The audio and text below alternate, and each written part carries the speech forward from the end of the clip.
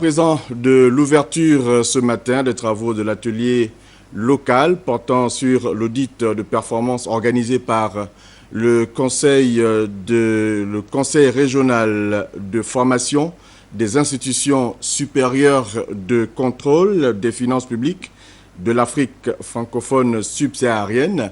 Signalons qu'ici, l'idée est de renforcer les capacités des magistrats dans leur domaine de compétences.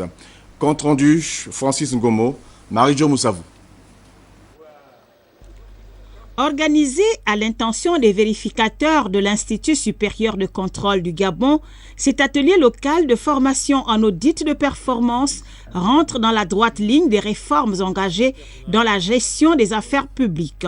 Un nouveau paradigme qui implique la quête permanente de la performance et des résultats positifs dans la gestion des finances publiques. L'activité de formation qui s'ouvre solennellement ce matin s'inscrit dans le cadre de la mise en œuvre d'un programme global portant sur le développement des compétences en audit de performance des IEC membres du KEFIAF.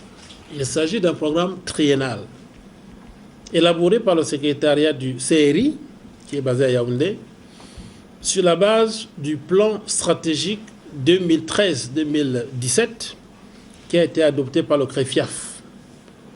C'est un plan qui a été soumis au financement de la communauté de bailleurs de fonds dans le cadre de l'appel à proposition des projets lancé par le secrétariat Intosai donateur en 2012.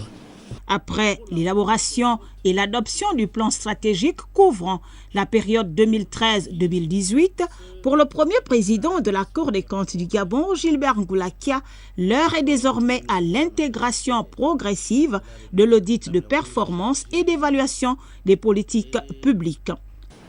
Nous avons déjà produit 2 rapports d'audit de performance, dont l'un sur la dette publique avec l'appui de l'IDI, et l'autre sur les investissements hospitaliers avec l'aide de la Banque mondiale.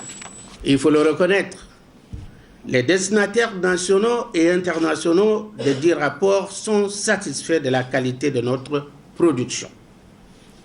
Il convient de signaler qu'un autre rapport d'audit de performance sur les dépenses fiscales est en cours d'adoption et que dans la même lancée, nous travaillons présentement sur les programmes de lutte contre le VIH-Sida et le paludisme, toujours avec l'appui de la Banque mondiale.